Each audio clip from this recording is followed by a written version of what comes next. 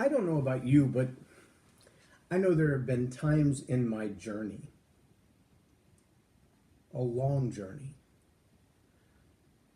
that I have been hard headed about making the changes that I need to make in my life. Am I the only one? Sometimes they come in the form of a New Year's resolution. I'm going to exercise more. I'm going to watch what I eat better. I'm going to read more. I'm going to study more. I'm going to spend more time with my family. I'm going to work harder on my job and increase my influence. All of the things that we all want to do on a regular basis. In fact, the truth is most of us don't really want to do them. We would just want to experience the effect of having done them. I mean, we all want the six-pack abs. We don't want the 8 hours a day in the gym. We all want to live to be 100, but we don't want to pay for the medical bills to be able to do that, or eat right every single time to be able to do that. We want the results, not the change. John Maxwell, I don't think he's the originator of this quote, but he says it often. Change happens when the pain of staying the same becomes greater than the effort required to change. Now, I know we're still more than a month away, only a couple of days more than a month away, but more than a month away from New Year's Day.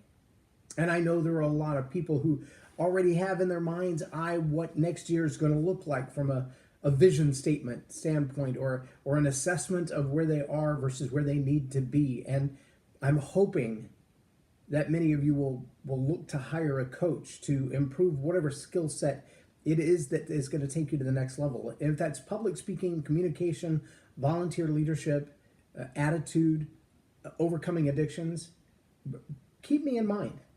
I do one-on-one coaching on all of those aspects. As a certified leadership coach for the John Maxwell team and a 5-year veteran with the Dale Carnegie course, a retail manager, an NCO in the Air Force, I have some experience in helping people work on their attitude, their communication skills, their leadership, things of that nature.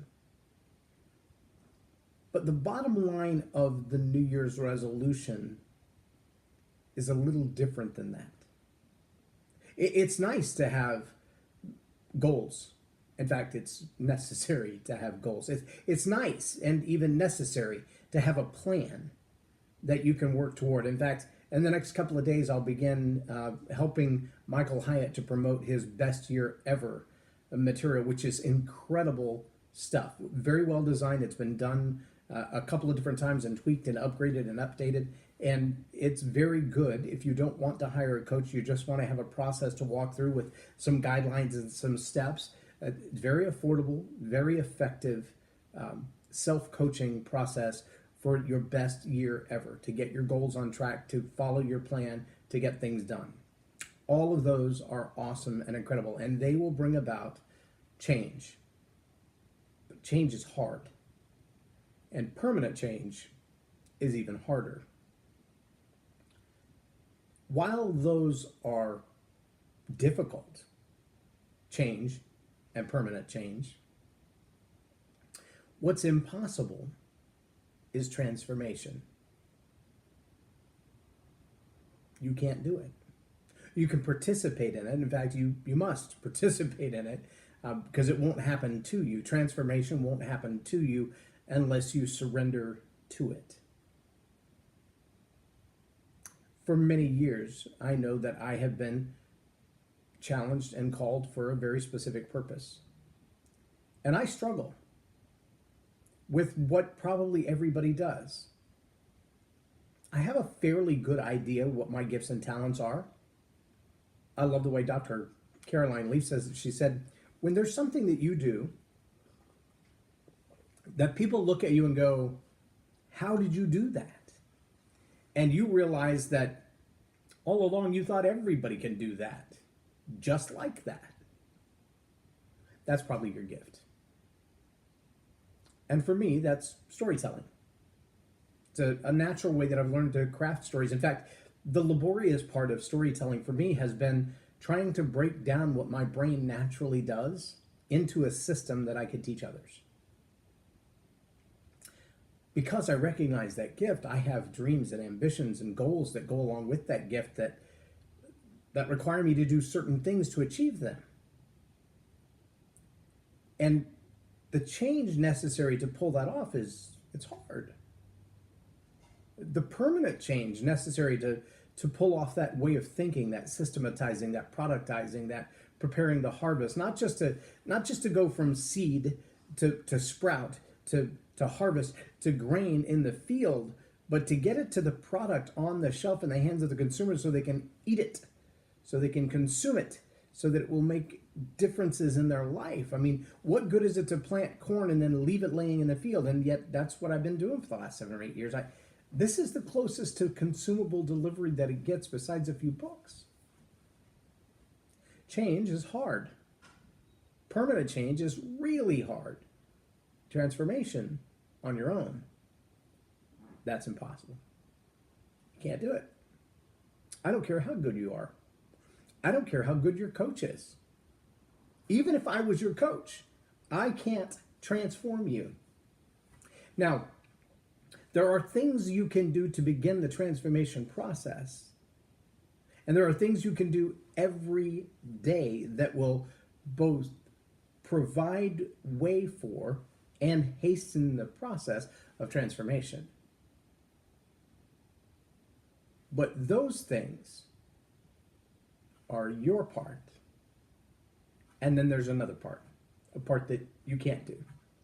See, the permanent transformation of a human being from, for lack of a better term, a lost soul, a human being trying to make everything on their own way, trying to pull it off on their own, trying to make life work for them, can only do so much.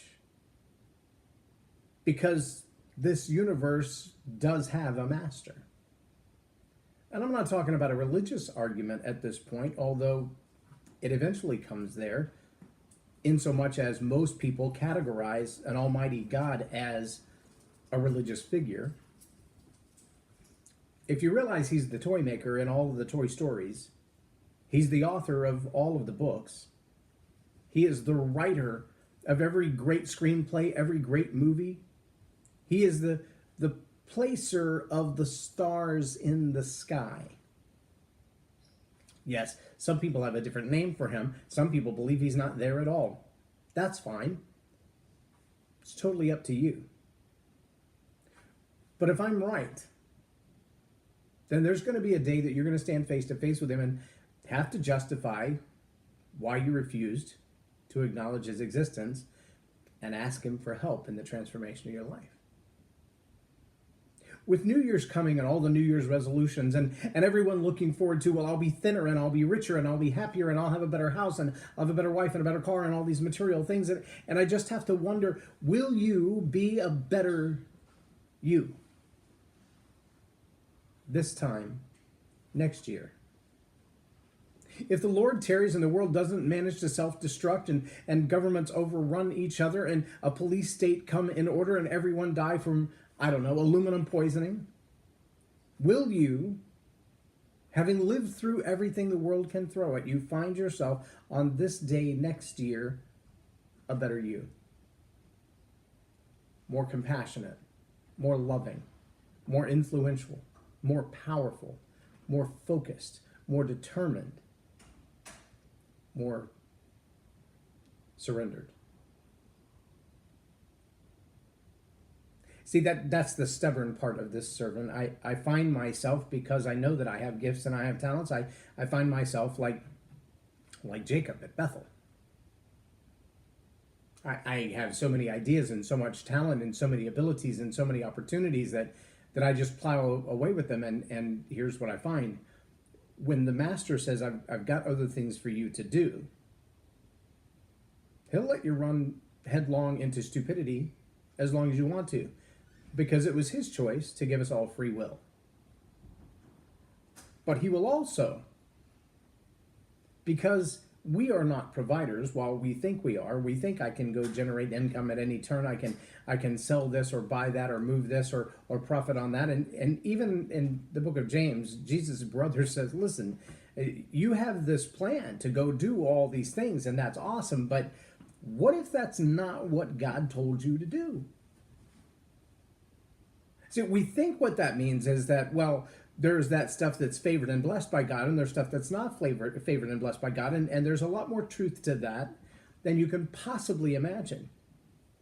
There are also deeper consequences for those things that you do that are not blessed and favored by God.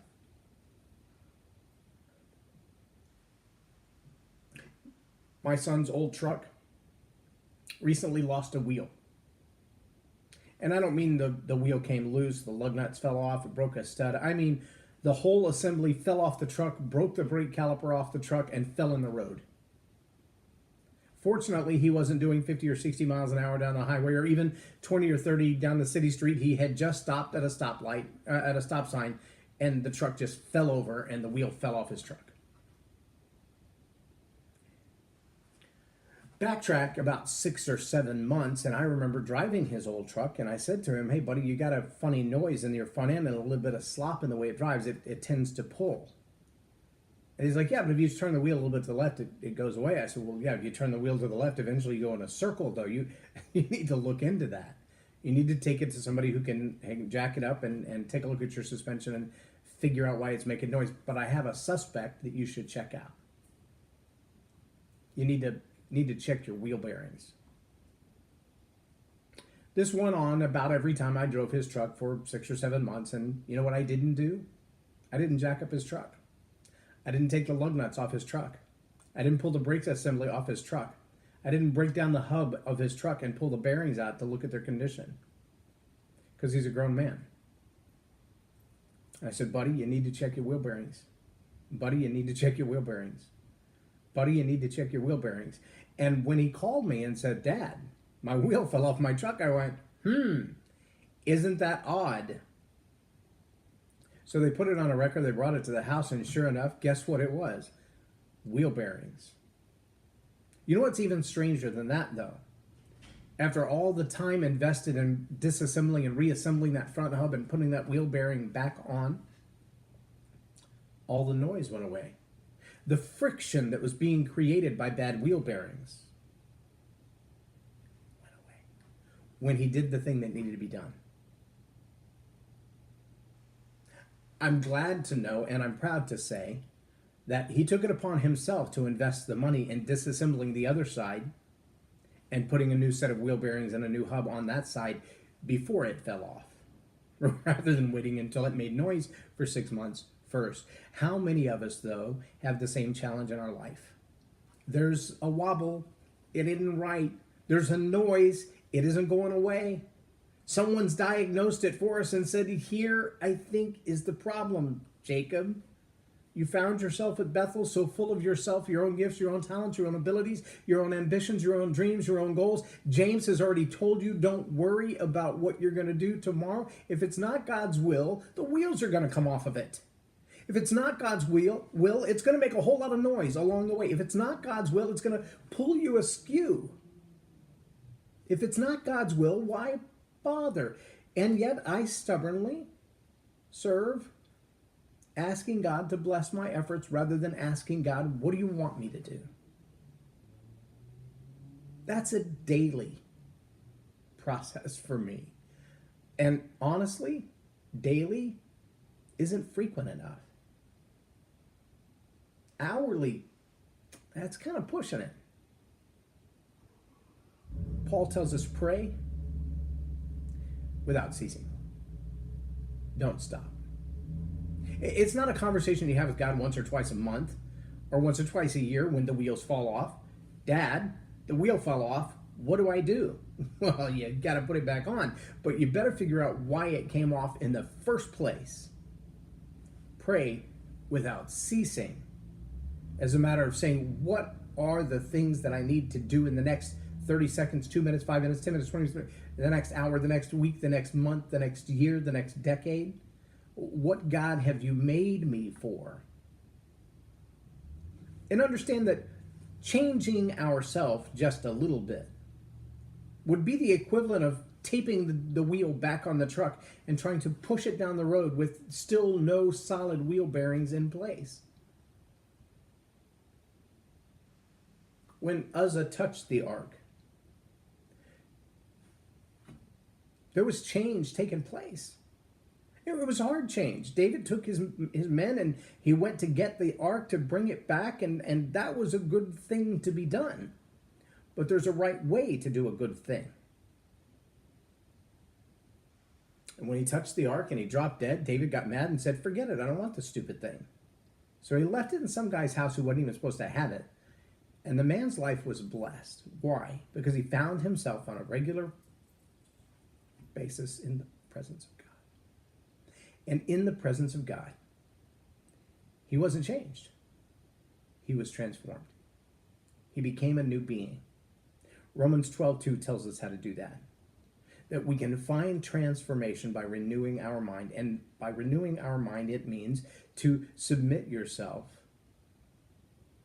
in reverence, in true repentance and confession, to say, God, I want to do it your way. I want to think about it your way. I want to live it your way. And that's not just the big things in life. There are those things that you don't have to ask God, should I eat the entire package of cookies or just one? Duh.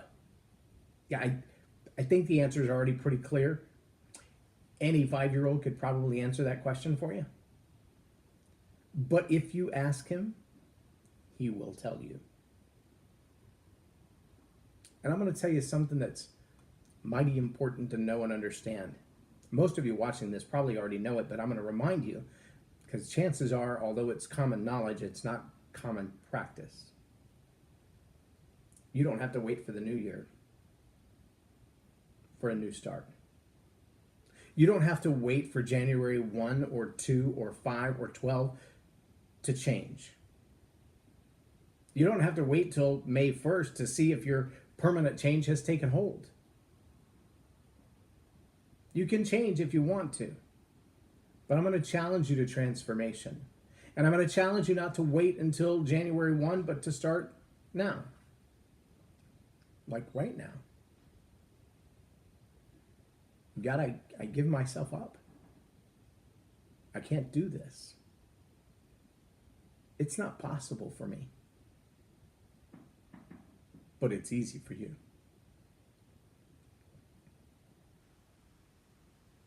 Are you willing to make that kind of commitment for lasting transformation? To surrender even your dreams, even your goals, even your plans, even your best year ever. To surrender those to the work of the Most High God. To do whatever it is He's called you to do today.